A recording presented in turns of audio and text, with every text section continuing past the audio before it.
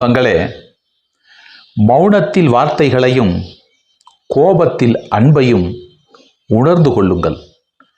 உறவு என்பதில் புரிதல் இருந்தால் பிரிதல் என்றுமே வராது. உறவுகளில் புரிதல் என்ற ஒன்று இருந்தால் பிரிதல் என்பது நமக்குள் வராது. சந்தோஷத்தை நம்பிக்கையாக வைத்து வாழ்க்கையிலே பயணப்படுங்கள். இந்த வாழ்க்கை அழகான வாழ்க்கை, மிகவும் இனிமையான வாழ்க்கை.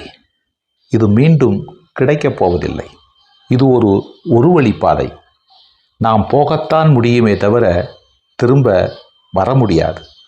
ஆக புரிந்து கொண்டு விட்டு கொடுத்து புரிதலோடு பயணம் செய்யுங்கள். புரிதல் இருந்தால் பிரிதல் இல்லை.